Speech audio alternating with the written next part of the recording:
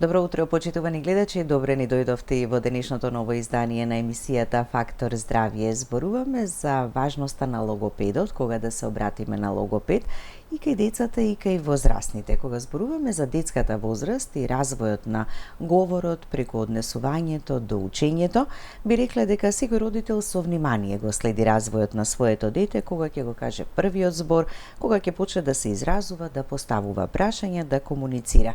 Но понекогаш се јавуваат дилеми кај родителите, дали детето зборува доволно, дали правилно ги изговара гласовите, дали го разбира кажаното. Утрово разговараме за тоа како на практичен и едноставен начин да ги забележиме овие работи и кога е вистинското време да посетиме логопед. Бидејќи посетата на логопед не значи само кога има проблем, туку тоа е едноставно и пријател и сојузник и на детето и на родителот, и многу е важна раната консултација отколку доцна интервенција.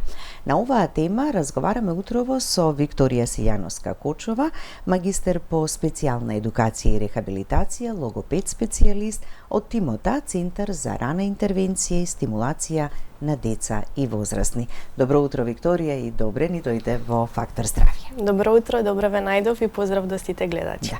И уште на самиот почеток, кога споменав потребата да се посети или да се консултира или да се работи со логопед, е потребна и во детската и кај возрастните, и во детската возраст и кај возрастните. Зошто кај возрастните? Заради кои причини? Иако најмногу не познаваат по тоа дека сме потребни на дечињата, многу е важно сите да знаат дека логопедот е достапен и за возрастните. Обично возрастните ни се обраќаат кога се соочуваат со афазија, со пелтечење, и во последните години може да ни се обратат и за неправилен, односно за корекција на неправилен изговор на гласови. Тука ни се обраќаат и тинејџерите и луѓе на повозрастна доба. И ете, ова е убаво да се слушне, да се знае дека не е невозможно да се коригираат гласовите, иако може би во пракса подоцна, откако ќе се научи гласот, сето тоа ќе оди можеби потешко, ќе биде мал предизвик за функционална употреба, но сепак не се оставени сами на себе, тука сме ние логопедите за поддршка. Значи упорноста кај возрастните така може да вроди со плод, односно да го постигнеме она посакуваното. Ако порано сме велеле, ако во детска возраст не го искоригирате сето тоа, понатаму во животот нема да има кога и како.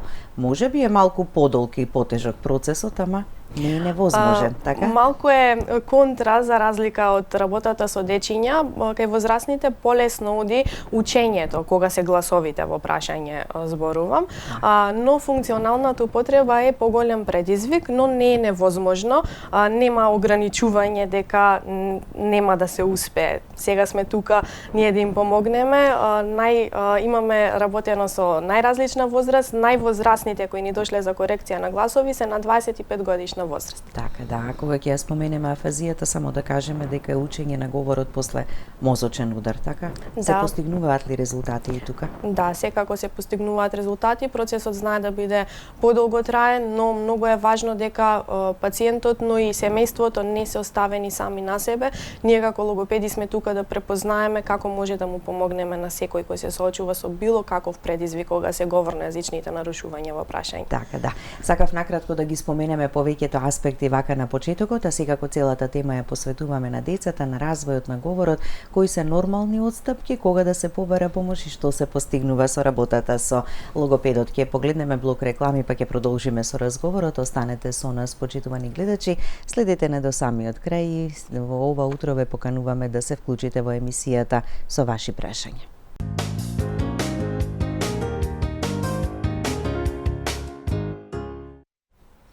Со Викторија Сијановска-Кочова, магистер по специјална едукација и рехабилитација, логопед специјалист од Тимота, Центар за рана интервенција и стимулација на деца и возрастни, зборуваме за развојот на децата од говор преку однесување до учење.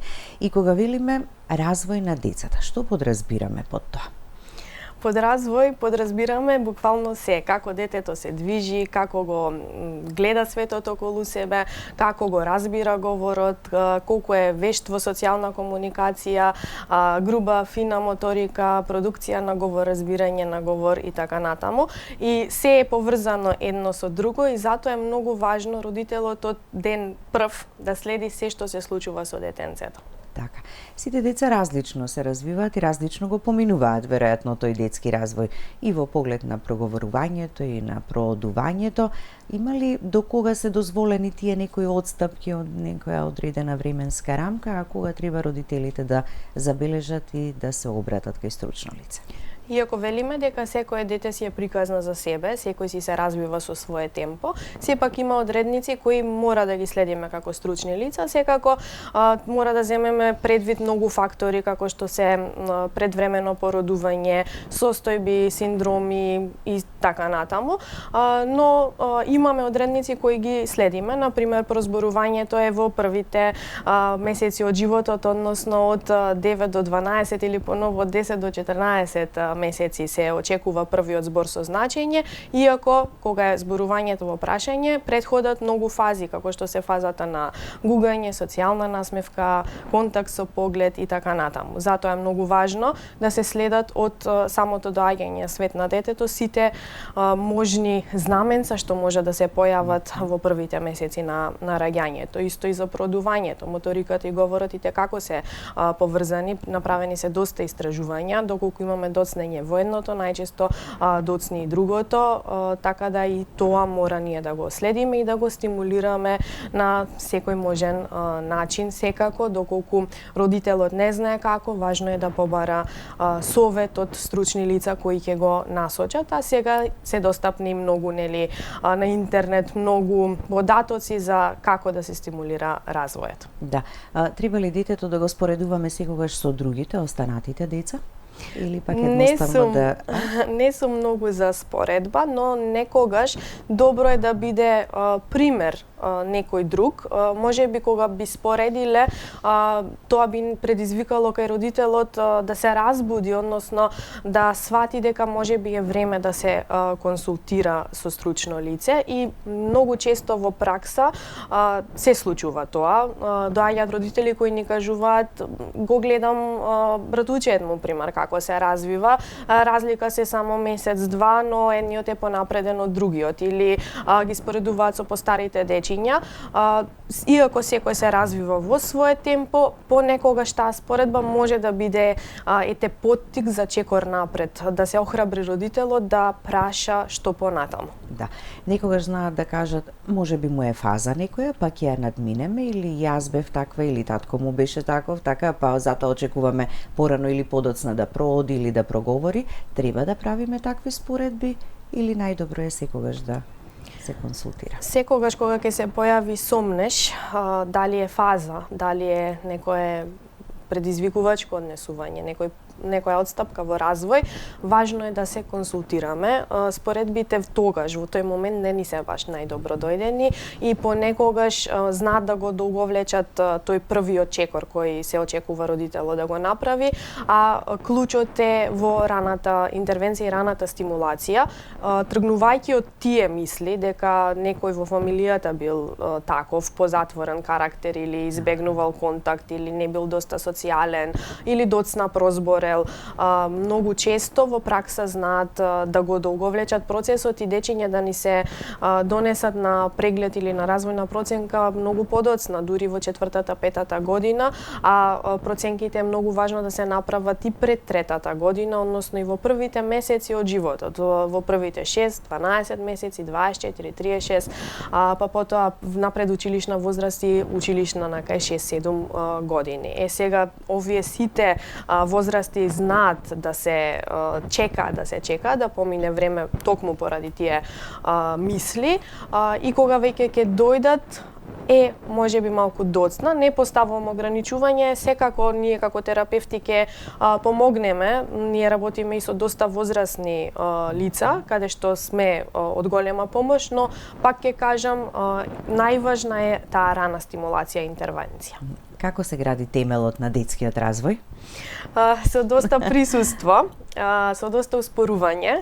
Можеби ова не звучи баш најлесно и не е најлесно, но кога сме присутни и кога сме свесни, кога тие први години не минуваат во отсуство, не минуваат пред екрани, туку минуваат во свесно присуство и постојано зборување, постојано читање, постојано дозвола за истражување на светот, во движење, со сите сетила, правила, ние веќе поставуваме на добра основа и она што е важно дека стимулацијата почнува уште во стомакот на мајката и тоа во тие први месеци од самото зачнување. Дури тогаш ние поставуваме основа, па дури и пред бременоста, начинот на кој жената и таткото нели се подготвуваат за доаѓањето на свет. Така да се е поврзано едно со друго и претходи многу порано од што ние мислиме дека почнува. Денешново динамично време во кое што живееме е многу поразлично од она што било порано. Велиме нема да споредуваме, се прилагодуваме на денешните нови текови, но многу работи се поместуваат. Да, за жал, некако полека се поместуваат, неусетно, но многу е важно сето тоа да го забележиме и можеби некои начини на кои нас не растеле, да ги украдеме и да ги примениме во секојдневното функционирање, затоа што всушност нашите баби и мајки можеби и многу подобро знаеа како да ни пристапат, затоа што не беа насочени на милион работи, туку беа насочени на нашето растење. И токму тоа е она што ние како нови генерации можеби треба да го земеме за поука и да се посветиме на нашите најмили, затоа што се друго може да почека и може да се стави на пауза, но развојот си тече и ние сме неопходни за стимулација на истиот. Така, кои се работите во секојдневието на детето, кои што му одат во прилог, се добри за него, а од друга страна кои се работи кои му штетат во развојот? Вклученоста на родителите е доста важна. Може да го вклучуваат во секојдневните активности што ги прават. Готвење, подготовка за надвор, домашни активности, често да минуваат време на отворено, да минуваат време со врсници, родителот тука да биде главниот што ќе ја води ситуацијата, но и да се остави детето да му биде некогаш досадно, да бара логички решенија како ќе се справи со некоја задачка, односно како нешто ќе направи сам, да не му е постојано дадено се на тацна, што се вели народски, туку да биде оставено само, да се подготви, само да истражи, додека е помало детенцето да асистира во облекувањето, постојано да се моделира говорот, дури кога мислиме дека детенцето не знае ништо, дека е мало или не разбира, тогаш и како ние поставуваме основа со нашето зборување, да му се читаат приказни и она што постојано го нагласуваме како стручни лица, минимално време пред екрани во првите 2-3 години, па дури според мене многу да се чека подобре, многу сум построга во тој дел дока и 4-5 година, да не се изложуваат на екрани, на било какви содржини или веќе после 3-та година ако родителот одлучи да даде екран, тоа да биде интерактивно гледање каде што двајцата или тројцата или не знам колку членови има во семејството ќе бидат вклучени и содржините кои ги гледаат на екраните ќе ги коментираат со цел на детето да му се поставува една основа и да не му се дозволи да навлегува во тој престимулативен свет. Кој што во исто време делува и влијае и на развојот на говорот и на развојот и на други вештини. Знаат родителите да кажат едноставно таков е животот во кој што живееме, не можам јас да го трнам настрана моето дете, така и да не му ги дадам тие работи. Знаат да кажат некој многу малку е пред екран или со мобилниот или со таблетот, само кога имам јас некоја потреба или обврска да ја завршам. Колку е тоа малку и навистина ли е малку во очите на родителите, а кога гледате од страна е малку повеќе? Во очите на родителите најчесто навистина изгледа малку, затоа што кога сме со деца и кога сме во тие секојдневни обврски, времето многу побрзо минува отколку кога би гледале ние од страна што се случува. Знаат во пракса да кажат дека не го користат деца во екранот, освен кога завршуваат обврски, но кога ќе го собереме тоа време, тоа се и текако многу сати во прашање. Кога ќе ни кажат дека се 2 сати во прашање, ние обично го умножуваме тој број и она што е многу важно ги прашуваме колку е нивното време поминато пред екрани, затоа што во реалноста се некако побрзо се движи и многу често се губи тоа чувство за колку време децата се изложени, па и самите возрасни од таа престимулативна содржина што се гледа на екраните и ние како возрасни можеби некогаш да се заборавиме колку време поминало и колку време скроламе пред екранот, но кај дечињата и како носи поголема штета сето тоа. Така, за влијанието на екранизацијата мораме многу повеќе да зборуваме и постојано да зборуваме. Влијае на децата и во однесувањето, стануваат нервозни, стануваат анксиозни, ќе речеме анксиозноста е малку за кај повозрасните, така? Се случува многу често. Имаме и малку спротивставени мислења помеѓу родителите. Некои родители сметаат дека доколку не дозволат екран, детето ќе биде чекор назад од врсниците. Некои веќе стануваат свесни колку штета е направено, некогаш можеби малку подоцна за жал, но тука сме ние да зборуваме постојано, иако примарната улога на технологијата е за добро, да ни служи за добро. И може и како да ни служи, ако... Ама на толку мала возраст, што би им служела, нели? На толку мала возраст секако дека не би служела. За жал, кај нас најмало детенце што се обратило, мислам што го донеле родителите, малку подоцна беше околу втората, третата година, екранот бил дозволен на 2 месеци, што е доста премало детенце и нема тука изговор, и затоа сакам да сме се погласни кога е во прашање користењето на екрани. Да, може да биде паметно, но не во првите години и не во прекумерна употреба. Во првите години само за видео повик се препорачува, и тоа кратко, доколку има потреба со членови од фамилијата детето да дзирне што се случува на екранот, а не да биде оставено со сати. Така, фината и грубата моторика, развојот кај децата, таа е многу важна, така, како едната, како другата да ја стимулираме? Јас сум секогаш за нескапи материјали, и токму тоа е една од нашите цели во тимота, да си направиме сами рачни изработки кои ќе ги користиме во секојдневната пракса, дури со тие материјали што ги имаме по дома, како предмети во кујна и слично, и како може да се развиваат пред се фината моторика, така што прстињата ќе истражуваат, ќе допираат различни текстури, ќе пробуваат на различни начини, нели, да најдат кој предмет каде оди и така натаму, во однос на фина моторика, во однос на груба моторика.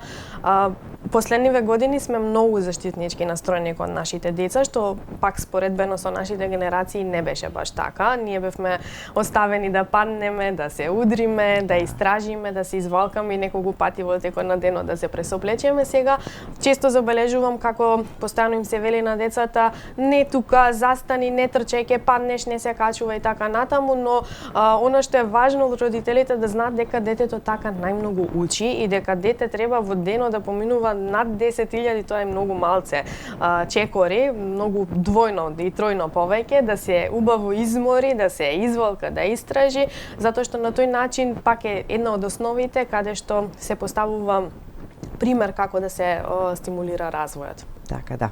Да ја приближиме малку професијата логопед до нашите гледачи? Може, да. Многу убава професија, да. Многу убава професија, предизвикувачка, си бара многу жртви од кажување, но наградата на крај е многу голема. Логопед се станува така што студент ќе се запише на медицински факултет, подоцна бара многу пракса. Јас кога бев студент веќе дипломиран, поминав пракса од 9 месеци, подоцна при вработувањето исто така бара многу едукации, многу учење од страна, и она што е најважно, логопедот мора да биде одличен практичар. Во пракса ни се случува да имаме добри теоретичари, но праксата малку да е поназад, и да се плашат колегите на почеток, да не знаат како да постапат, но доколку го имаат тој жар во себе, и те како ќе знаат како да се снајдат, и доколку си дозволат, доколку се веруваат сами на себе и се препуштат, бидат во моментот и истакнат се што учеле предходно, и те како тие практични вештини доаѓаат до израз. Многу е возбудливо, иако многу често ни кажуваат дека што правите вие, само си играте во текот на денот.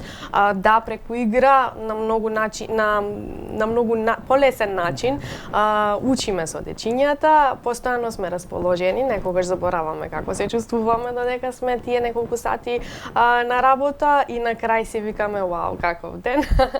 Ама во секој случај топла препорака за сите кои се наоѓаат во овој начин на живот, и секако како нашите врати се секогаш отворени. До сега со мене и со мојот тим околу 30 на млади колеги имаат почнато со првите чекори, со таа прва пракса, така да ги охрабрувам да го направат тој чекор. Така.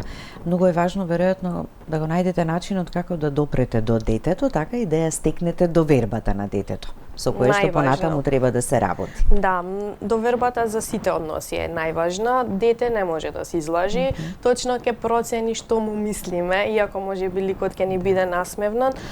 Тие чувствуваат што ние криеме во нас, дури тоа што го споменав, понекогаш имаме сите ние тажни денови, може би колегите ќе ги излажеме, родителот може би нема да забележи, но тие и те како забележуваат дека може би нешто се случува. Довербата е клучна, затоа и во првите третмани, во првите средби најмногу работиме кон тој отворен пристап, каде што ние сме отворени кон детето, ги следиме неговите интереси, му даваме простор да се чувствува удобно, прифатено, разбрано, го градиме тој темел на доверба, па потоа дури ние делуваме, откривајќи ги неговите функционални способности како се да подобриме. Така. Имаме веќе гледач на линија, да го слушнеме прашањето. Добро утро, повелете. Ало? Ве слушаме, повелете. Добро утро. Добро утро. Едно прашање до вашата гостинка. Слободно, секако. Прашувам за детенце од 2,5 годинки, кој што се уште не зборува, игра, скока, разбира све, а не зборува. Дали овој период некој кога почнува, треба да се почне со работа со логопед, со психолог, или е се уште водозволено? А кажете ми, изговара некои од зборовите? Јасно не, ама во игра нешто си кажува на телефон, ало, ало, так, тата, нешто, и тука се завршува. Едноставно како да нема интерес, а све разбира, све темпераментно детенце, станува збор за машко 2,5 годишно детенце. Добро, ви благодариме. Ви благодариме за јавувањето. Благодарам. Често прашање, да, често прашање. Иако немаме индивидуално сега, не можеме да пристапиме, не го познаваме детенцето, има некои општи совети кои е добро да се следат, но оваа возраст веќе се очекува говорот да е во брзо развивање, веќе некои дечиња и составуваат реченички од 3-4 зборчиња, така да препорачувам да се направи развојна проценка, што е можно поскоро, со логопед, со специјален едукатор, по потреба ако треба ќе се вклучи и психологот. Откако ние ќе го видиме детенцето, ќе направиме развојна проценка, веќе ќе имаме појасна слика за тоа како можеме да му пристапиме, и обично често ни се јавуваат за говорот, доснењето во говорот. Најчесто заради тоа, претпоставувам. Но пред говорот следат многу други вештини и однесувања кои ние мораме да ги земеме предвид. Така, ова беше една кратка консултација со логопед, така, некогаш давате само препораки, меѓутоа добро е така да се види детето. И сега како логопедот ја прави проценката, ќе слушнеме веднаш по следниот блок реклами. Останете со нас, почитувани гледачи, до самиот крај.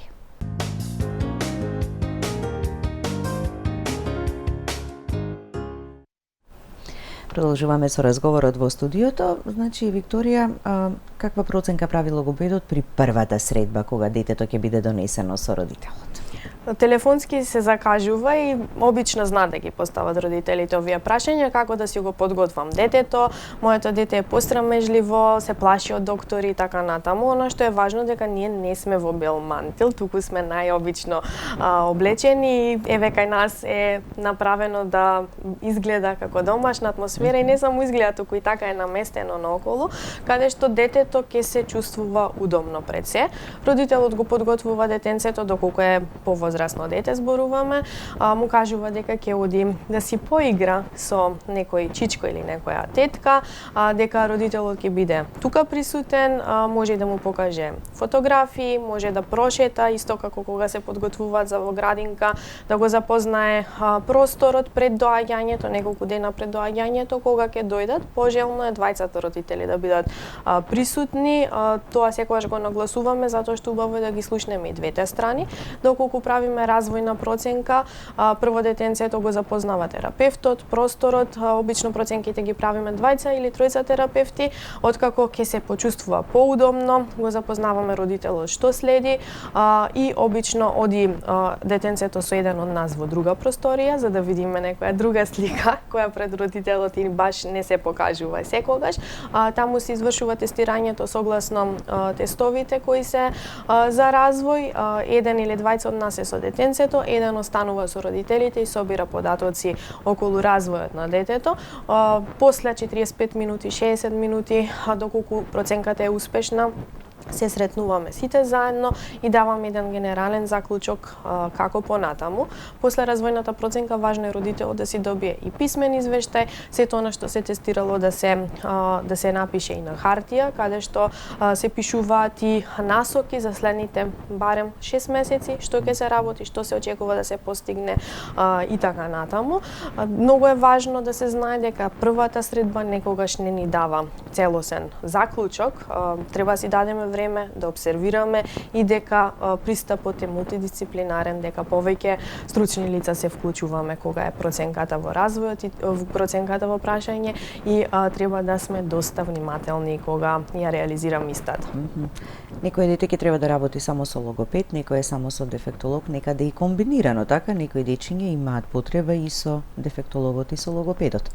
Ама таа проценка, нели, како велиш, во текот на заедничката соработка се процени. Се утврдува на самата проценка што понатаму, иако логопедите не се толку страшни како кога ќе се слушне специјален едукатор или дефектолог по-старо, така да јас и станав двете за да видам дека не сме страшни.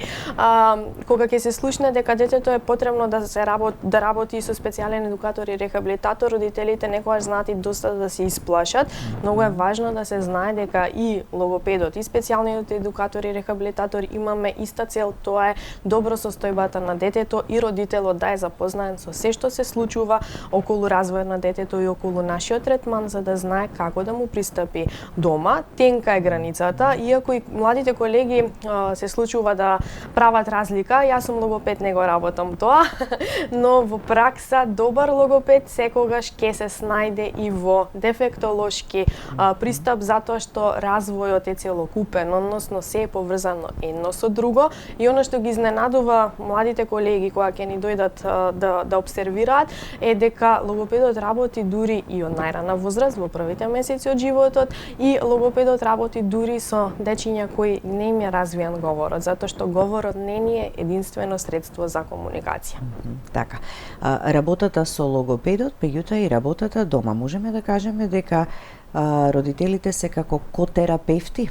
Да, кои што за да го постигнеме целосниот ефект, така мораме и едното и другото да го применуваме. Да, родителите ни се најважни од самиот терапевски процес и со тек на време тие стануваат веќе терапевти, никогаш не се замена, но секогаш се насоките што ги добиваат и ги применуваат во домашни услови се за нивно добро, пред се за добро на детенцето и во пракса се забележува дека родителите кои се активно вклучени во третман, односно во примена на советите во домашни услови, дека дечињата знаат и доста побрзо да напредуваат. Да го постигнат сето тоа многу побрзо. Во текот на декември, во пресрет на новогодишните празници, нова година за 2 дена еве ни доаѓа, со дечињата со кои што работите, организирате и работилници, најразлични интерактивни работи кои што им се надвор од она што значи терапевски час заедно со нив. Колку е тоа важно, колку е потребно, колку се среќни децата кога им го овозможувате тоа?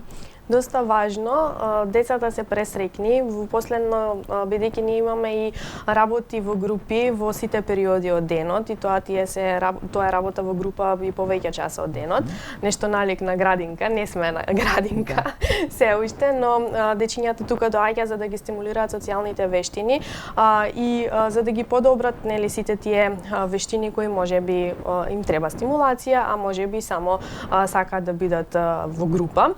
Со тие тие дечиња ние обично правиме работилници, одиме на различни локации, шетаме, истражуваме, стекнуваме нови искуства. Да, во декември правевме уште една работилница и базар на рачни изработки. Овој беше трет во подготовка на тимота. Целта ни е да покажеме дека за да играме, за да се стимулираме, не ни требаат скапи материјали. Може сами да се изработиме, дека важно е детето да му е овозможено да си изрази својата креативност, да свати дека кога е свое, добива и некоја награда од тоа што е свое и се учи да се сака самото себе, да ги негуваме семејните вредности, да се зближиме едни со други и овој декември тоа на доста интересен начин го успеавме, ги поврзавме родителите помеѓу себе, дечињата се изнаиграа, запознавме и нови другарчиња кои се надевам дека скоро ќе ни се придружат во тимота, така да едно доста прекрасно искуство за секој еден од нас. Така. А сето тоа за доброто на децата. Проблеми со изговорот на одредени гласови, пелтечењето, доцнењето во говорот. Можеме ли во кратки црти барем за овие неколку аспекти да проговориме како го работите тоа и како го постигнувате ефектот? Обично работата е 1 на 1 и по потреба во група, водени од терапевт, нели согласно потребите на клиентот кој ни се обраќа. Правилен изговор на гласовите од македонскиот јазик се очекува до 5-5,5 годишна возраст. Последен е гласот Р, иако и на 3 години не бараат за Р, но Р го чекаме до 5-5,5 години. Пред тргнување во училиште важно е да се направи еден преглед со логопед за да видиме до каде сме, дали ќе треба ние да се вклучиме. Во однос на пелтечењето е една од моите први љубови, каде што најмногу се насочив кога започнав во оваа професија, иако сега повеќе сум насочена на рана стимулација. Пелтечењето има период кога се очекува да се појави, односно кога детето брзо го учи говорот, но има моменти кога ние треба да препознаеме дали треба директно да се вклучиме. Како и да е. И во првиот момент кога ќе се јави пелтечење, кога родителот не е сигурен дали е само развојна фаза која ќе помине или е нешто подлабоко, важно е да ни се јави, да се видиме, да се слушнеме, за да добие насоки како да реагира во новите предизвици со кои се соочуваат со детенцето. Така, дечињата кога веќе ќе тргнат на училиште, некои можеби имаат потешкоти со пишувањето, со изговарањето и тука логопедот стапува на сцена, така? Да, тука сме кој што ќе даде помошта. Секако кај нас доаѓаат и многу дечиња кои имаат предизвици во читањето и пишувањето, и не само предизвици, туку сакаат и да го подобрат. Родителот има желба да биде подобро, побрзо, да биде детето поснаодливо, дури доаѓаат и за помош при читање лектири, пишување домашна, раскажување и така натаму. Обично наставниците први се тие кои ќе забележат доколку детето има некој предизвик. Сега во последно гледам дека повеќе на таа тема се крева свесноста, иако многу често овие деца знаат да бидат наречени мрзливи или незаинтересирани, доколку станува збор за некоја одстапка или некоја состојба.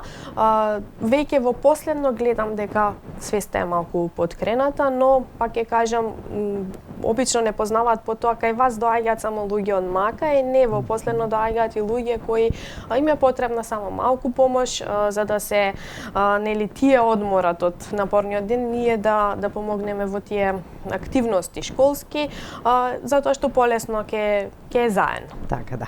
И за самиот крај, неколку кратки совети до родителите кои што ќе направат навистина добра и голема разлика во добриот раст и развој на детето. Да успорат. Ова звучи малку апстрактно во ова брзо време, но мислам дека доста е важно да успорат, да се вклучени во развојот на дечињата, постојано да зборуваат, да истражуваат, да дозволат да се извалкаат, да одат надворно, отворено и секако понастрана од екрани. Тие се клучни, мислам, отсуството на екрани доста знае да ни биде предизвик и клучно е да во првите години од животот да нема вклученост и изложеност пред екрани. Така. Благодарам, Викторија, за гостувањето. Благодарам од срце. Да. Благодарности до вас, почитувани гледачи, за вниманието со кое наследевте. Останете и понатаму со програмата на ТВ24. Имајте убав и пријатен ден.